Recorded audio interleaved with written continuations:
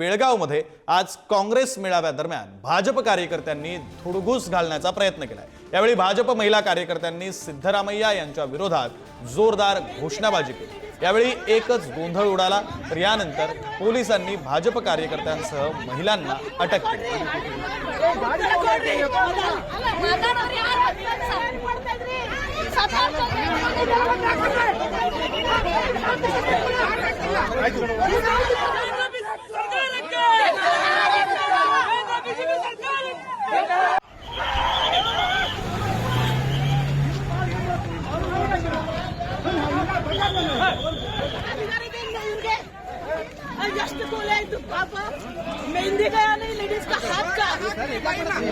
आपला प्रतिनिधी अक्षता नाईक आपल्यासोबत जोडल्या गेलेल्या आहेत। या संदर्भातला अधिकचा तपशील त्यांच्याकडून घेऊया। अक्षता, खरं तर या राड्याची दृश्य पाहू शकतोय, महिलांना पोलिसांनी ताब्यात सुद्धा घेतलेलं आहे। मात्र नेमकं काय घडलेलं होतं? काँग्रेसच्या मेळाव्यादरम्यान भारतीय जनता पार्टीच्या कार्यकर्त्यांनी नेमका का गोंधळ घातलाय? काय नेमकं म्हणणं आहे, काय नेमकी मागणी आहे?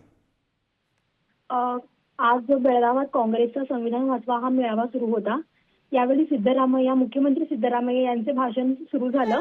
त्यानंतर या ठिकाणी भाजप महिला कार्यकर्त्या आल्या होत्या, त्यांनी जोरदार घोषणाबाजी केली। यावेळी त्यांचं एक मागणं होतं की मुख्यमंत्री सिद्धरामय्या यांनी पाकिस्तानवरती हल्ला नको असं वक्तव्य केलं होतं।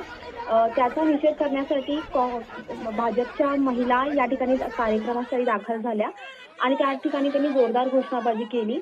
आपले भारतीय पर्यटक जे आहेत ते पहलगाम हल्ल्यामध्ये मारले गेले, मात्र सिद्धरामय्या हे पाकिस्तानवरती हल्ला करू नका असं वक्तव्य केलेलं आहे, हे चुकीचं आहे। त्यामुळे त्यांनी कार्यक्रमात येऊन धुडगूस घातला।